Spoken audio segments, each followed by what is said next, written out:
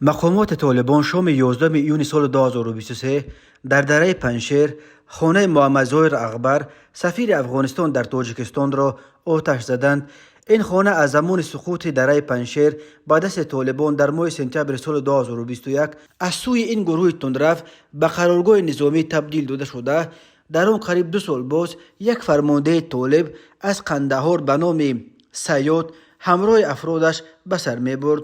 محمد ظاهر اغبر با تصدیق این خبر روز 12 ایون به خبرگزاری روسی سپوتنیک تاجیکستان گفت سوختار در خانه او در دهه پایوشت ولسوالی روخه ولایت پنشیر نزدیکی ساعت 6 عصر روز 11 ایون شروع شده تا به حال ادامه دارد. این همان منزل میروسی پدرم است که سال 1998 بنده با 4.5 دلار کمک احمدشاه مسعود در زمان مقاومت اول از طریق اشر ساخته بودیم. خانه ممکن است در آتش سوخته شود اما روح و اراده ما سوختنی نیست، گفت سفیر افغانستان. ژنرال اغبر گفت بزرگترین دارایی اون خانه یک باشگاه ورزشی است که برای مشق بدن خود و نزدیکان و همسایگان ساخته بود. نمیدونم در این سالهای اخیر از آن باشگاه استفاده شده باشد یا خیر، اما خانه همه ما در افغانستان امروز در آتش جهل و ستم می سوزد.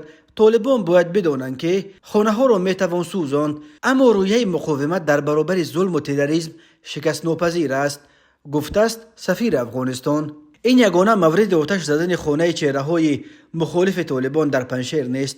ماه ینور سال روان خانه فضل محمد معنوی وزیر عدلیه حکومت پیشین و از رهبران جبهه مقاومت ملی افغانستان نیز در همان دهه پیوشت ولسوالی رخه در خبت سیومش یک کتابخانه بزرگ داشت به آتش کشیده شد. سپوتنیک می نویسد در هر دو مورد طالبان نگذاشتند که مردم آتش را خاموش کنند. محمد ظاهر اغبر رژیم نو طالبان را نپذیرفت و در پی فرار پرزیدنت اشرف غنی اعلان کرد که نایب او امرالله صالح را به حیث قائم مقام اعتراف می کند. در پایان سال 2022 وزیر خارجه طالبان اغبر را از مقام سفیر در دوشنبه برکنار کرد، به جای او یک نفر خود را تعیین کردند، ولی اغبر گفت قرار برکناریش را نمیپذیرد چون که سفارت افغانستان در دوشنبه رژیم طالبان را به رسمیت نمیشناسد و به امرهای این رژیم عمل نمی کند.